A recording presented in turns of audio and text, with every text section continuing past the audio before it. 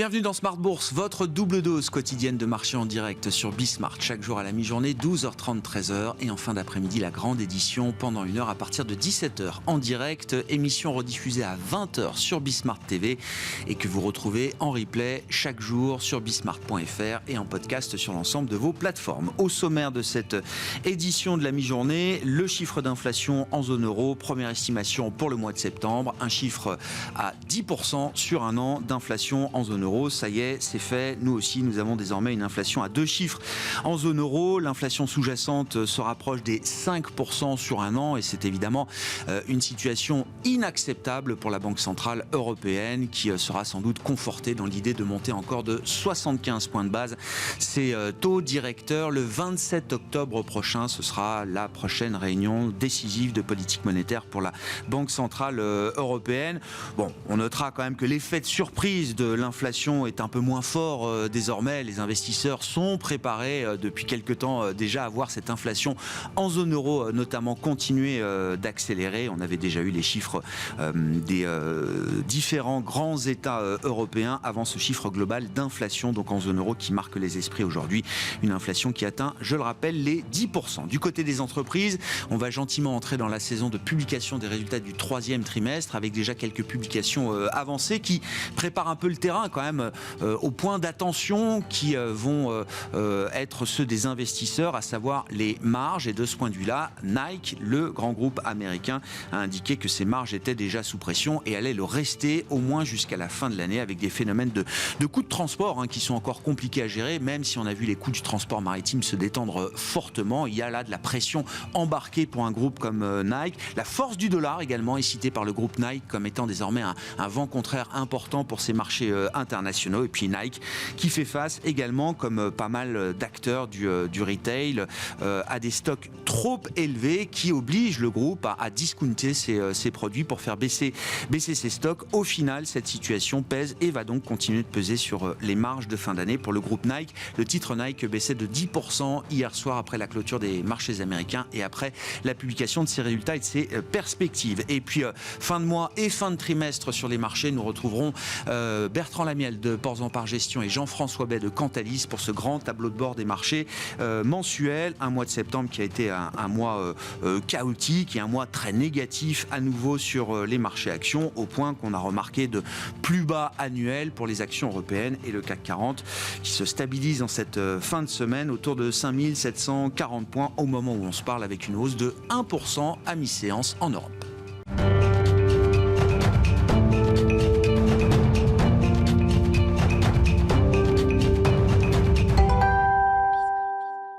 Le tableau de bord des marchés chaque dernier vendredi du mois avec nos invités, notre duo. Bertrand Lamiel est à mes côtés en plateau, le directeur général de Ports en Par Gestion. Bonjour Bertrand. Bonjour. Merci beaucoup d'être là, ravi de vous retrouver. Et Jean-François Bay qui est avec nous à distance par téléphone depuis Patrimonia. C'est l'occasion de rappeler que se tient en ce moment ce grand rendez-vous dédié au métier de la gestion d'actifs, à l'univers de l'investissement et de la gestion d'actifs et patrimonial en particulier. Jean-François Bay qui est le directeur général de Cantalis.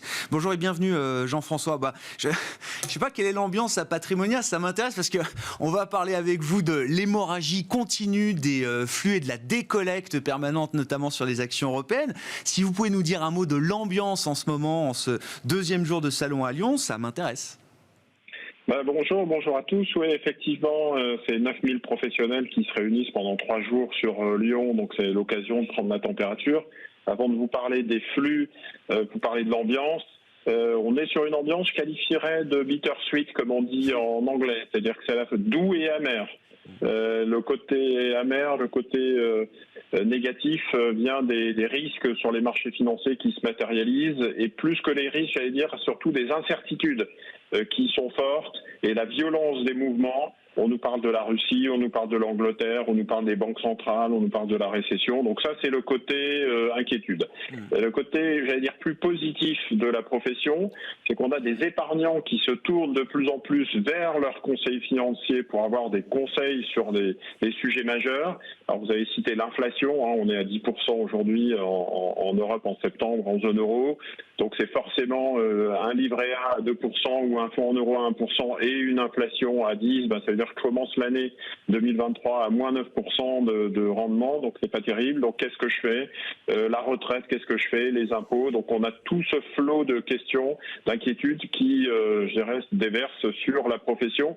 Pour information, la profession augmente de 15% par an ses bataillons. Donc on a 15% de cabinets en plus et 15% de conseillers financiers. Donc ça augmente. Dernière bonne nouvelle, c'est le fonds en euros. Tenez-vous bien, les fonds en euros sont à nouveau réouverts. Les assureurs acceptent de nouveaux capitaux. Pourquoi? Parce que d'une part, ils ont envie absolument de limiter les sorties dans la période actuelle. Il ne faudrait pas générer des moins-values. Et donc les assureurs essayent de limiter la casse et les sorties pendant que les marchés obligataires sont très compliqués. Et idéalement, il faudrait faire rentrer de nouveaux capitaux. Et donc ça, les CGP l'ont bien compris. Pour information, j'ai fait un sondage dans les allées. 30% des collectes depuis le début de l'année sont orientées vers le fonds en euros, donc on retrouve du vent dans les voiles sur ce célèbre produit. 30% à peu près un tiers sur des SCPI et l'immobilier. 30% sur des produits structurés, des fonds à échéance, puisqu'on essaye de capter un peu des niveaux de rendement à travers des produits structurés ou des fonds obligataires à échéance.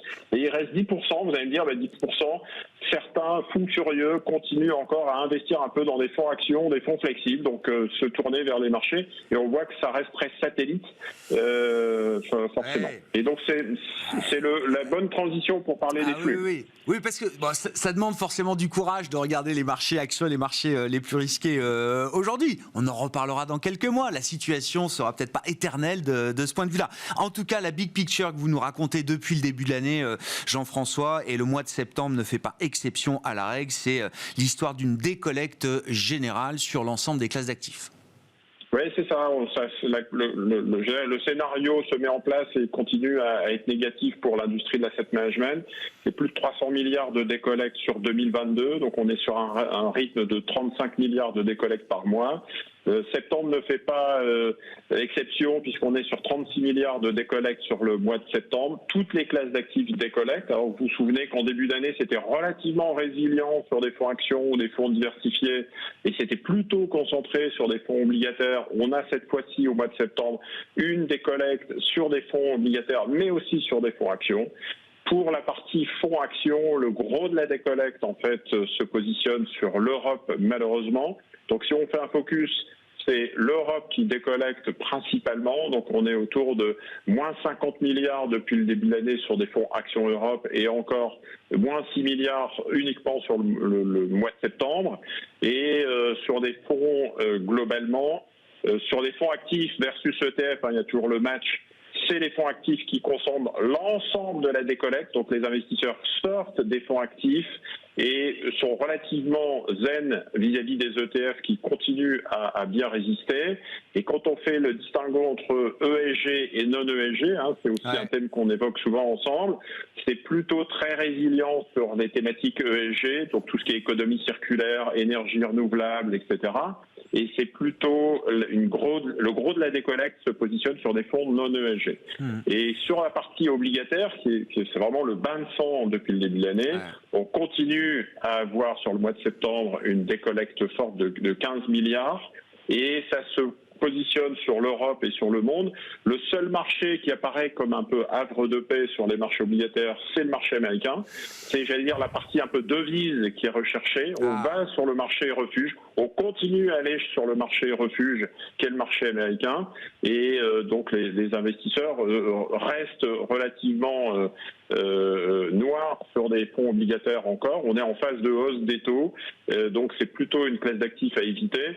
Sauf pour essayer de protéger, essayer de trouver un peu de diversification dans cet environnement. Donc en gros, les gagnants de septembre, c'est pour des sociétés de gestion qui font des ETF et qui font de la gestion indicielle, qui ont plutôt une approche ESG dans leur process, qui sont plutôt sur les États-Unis, qui apparaît comme la zone de protection encore aujourd'hui, notamment sur les parties obligataires et devises.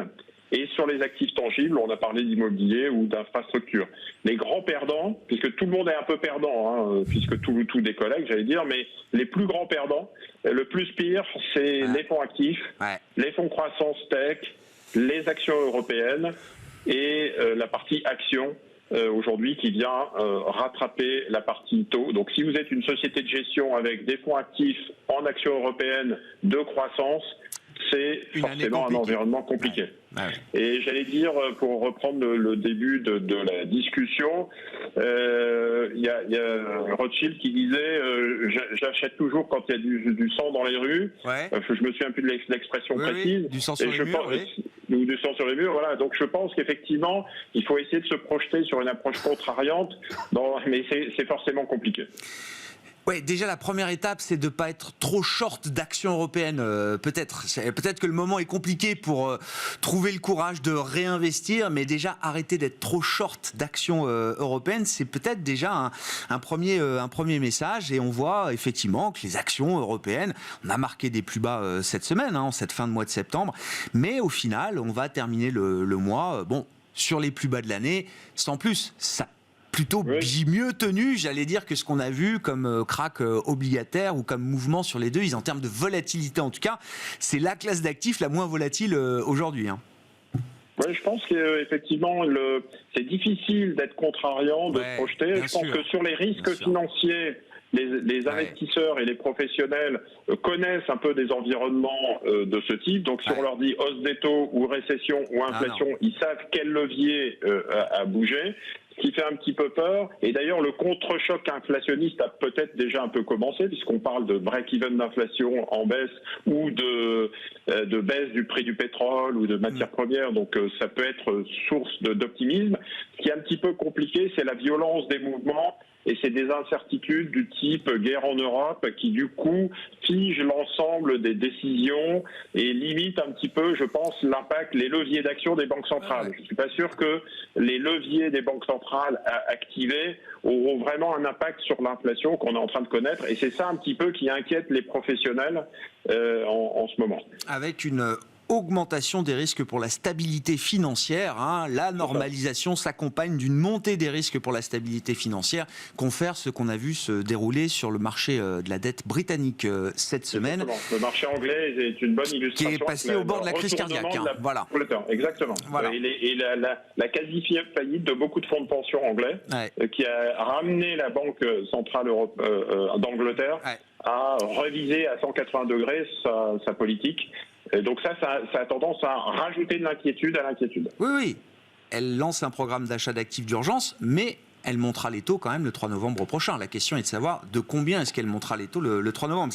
Il y a plusieurs objectifs poursuivis en même temps par les banques centrales et généralement, ça ne fait qu'apporter encore un peu plus de volatilité à la volatilité existante. Merci beaucoup Jean-François. Merci d'avoir été avec nous et pour cette carte postale depuis Lyon, je le rappelle. Vous étiez en direct du salon patrimonial. Jean-François Bay, directeur général de Cantalis, avec nous dans Smart Bourse à la mi-journée.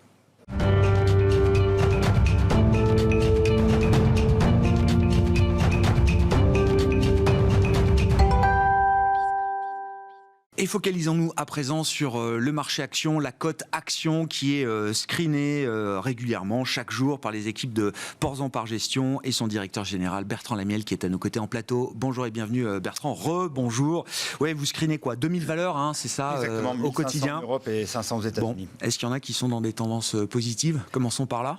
Alors, donc là, il faut voir, l'état des lieux, c'est assez... Voilà, il nous reste 2,5% des titres qui sont en tendance haussière.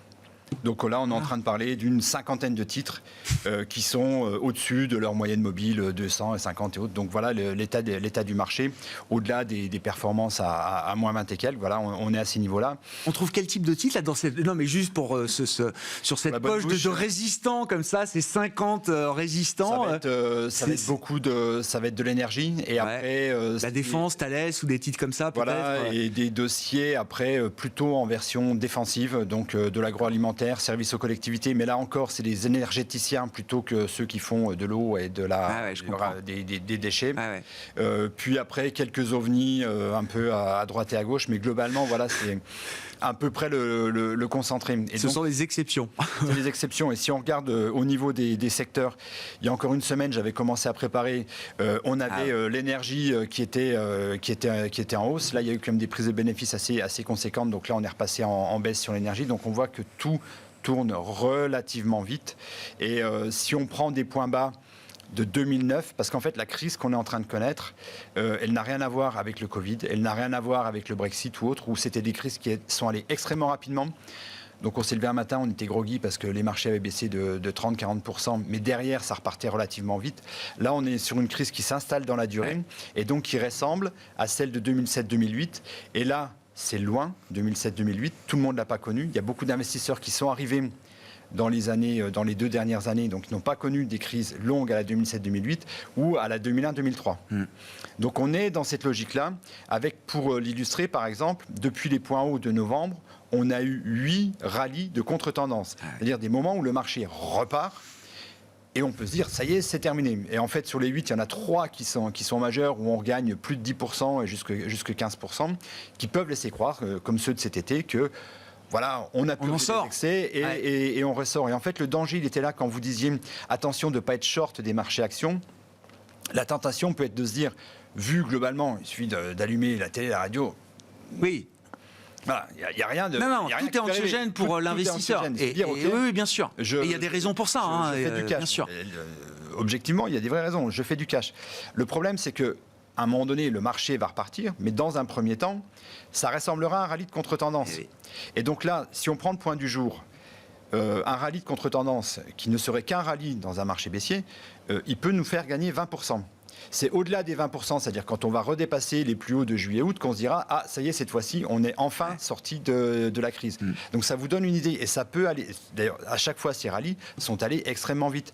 Donc si demain, on a la Chine, au sortir de son congrès, qui dit la politique Covid-0, le confinement, j'arrête, je passe à autre chose, ça peut être un élément déclencheur.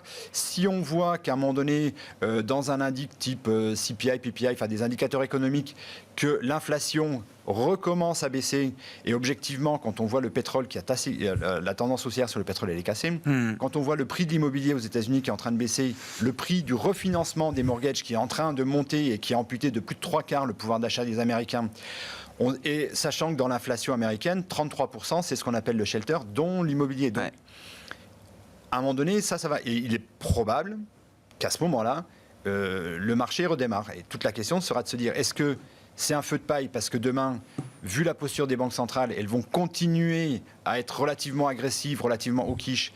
Et donc, est-ce que c'est un feu de paille ou est-ce que, enfin, cette fois-ci, on repart ?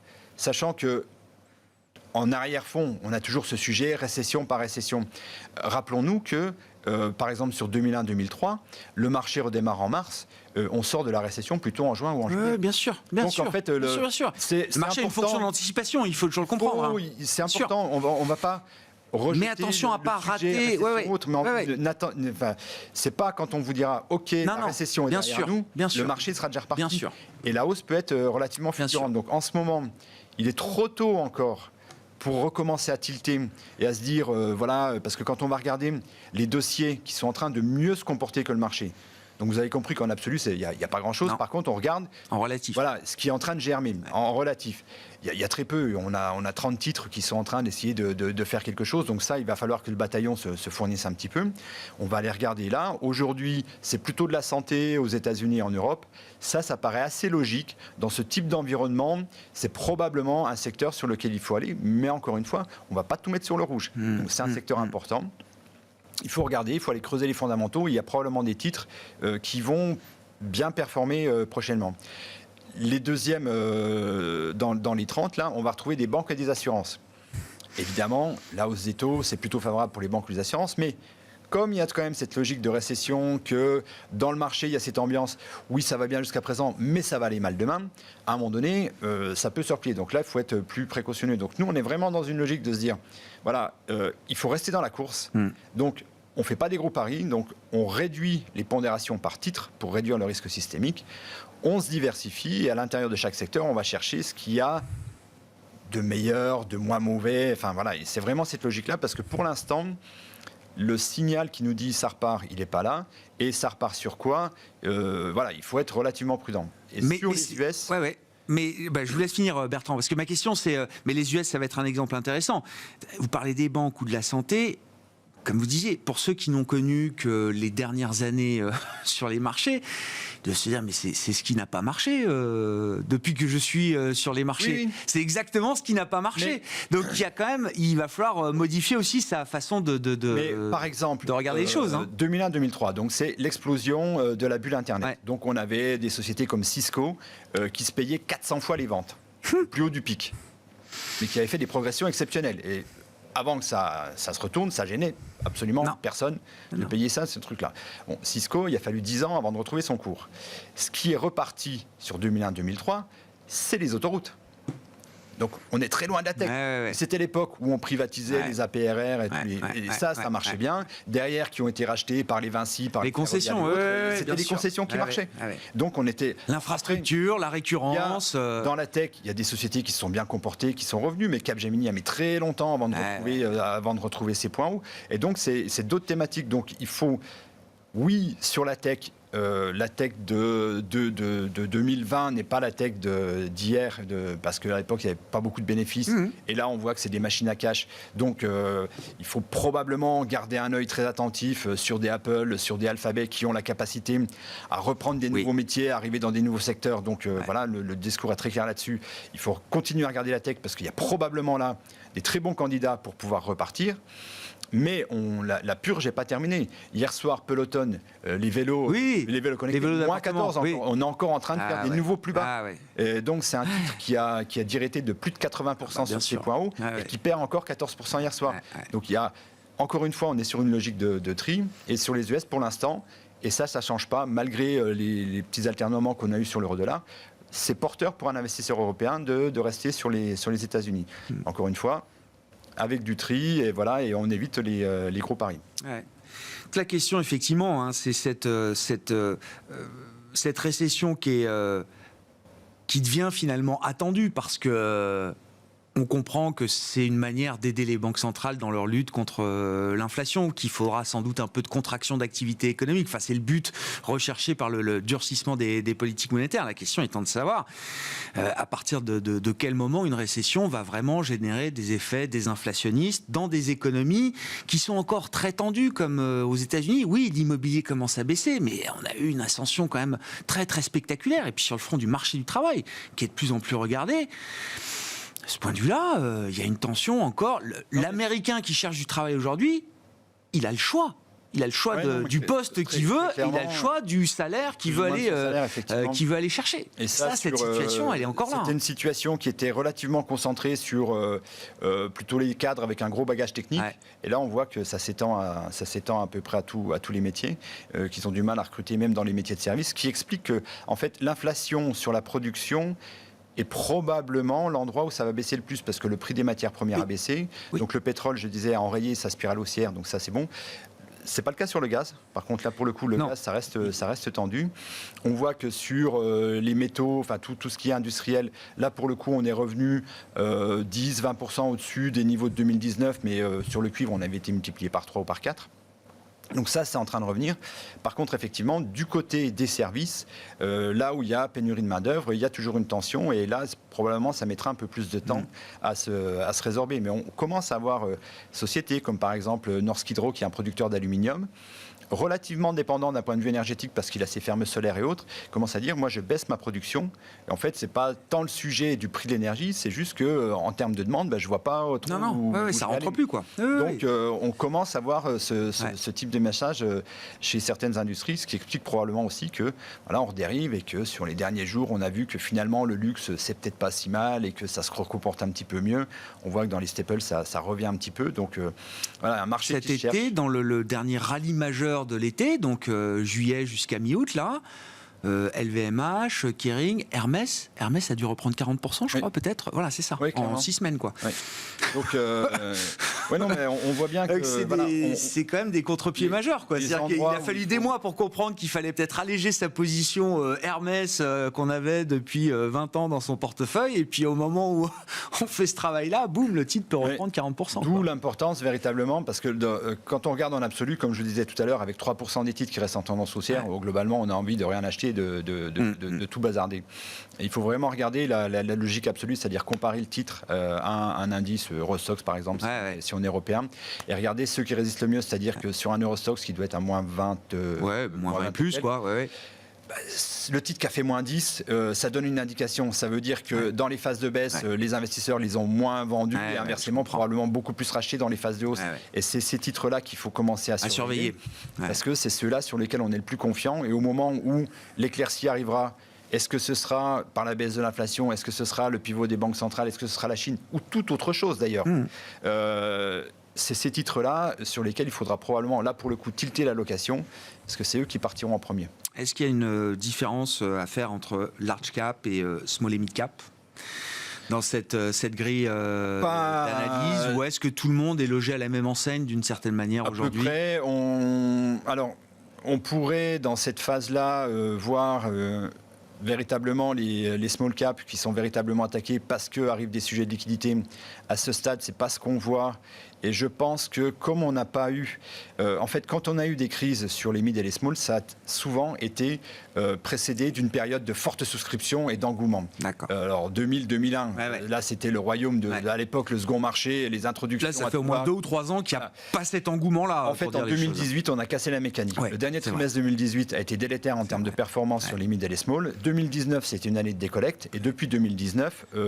il n'y a pas de collecte, mais la décollecte, c'est ridicule par rapport notamment au niveau qu'a annoncé Jean-François tout à l'heure. Donc comme on n'a pas eu ça, je pense que l'argent qui est là, c'est les investisseurs qui sont véritablement long terme, qui ont compris les histoires d'industrie et qu'il y a vraiment des pépites à aller chercher. Dans les dossiers qui sont en train de donner des signes, les fameux 30 dossiers, la moitié c'est des mid-cap. D'accord, ah oui, donc alors, restons prudents, encore une fois, je suis en train de parler de 30 dossiers sur 2000, donc il n'y a pas le message, mais c'est quand même intéressant d'aller voir, notamment on voit des banques périphériques, qui sont des petites banques entre guillemets, qui sont en train de bien s'en sortir, pareil dans la santé. Donc il faudra, à ce stade, non, il n'y a rien de... Voilà, elles n'ont pas plus souffert alors qu'on aurait pu le penser, mais je pense que c'est dû au fait qu'il y a eu une telle absence de collecte que les fonds qui sont là sont des fonds structurellement long terme. Ce sont des mains fortes, oui. Ceux qui sont restés sur ces marchés-là sont des investisseurs cornerstone, enfin des investisseurs effectivement qui ont une vision longue sur ces entreprises. Merci beaucoup Bertrand d'être venu nous présenter ce bilan du mois de septembre. Bon, qui est fidèle à la tradition, c'est toujours un mois compliqué. Je crois que historiquement c'est le mois négatif de l'année en termes de performance boursière. Cette année 2022 n'aura pas échappé à la règle.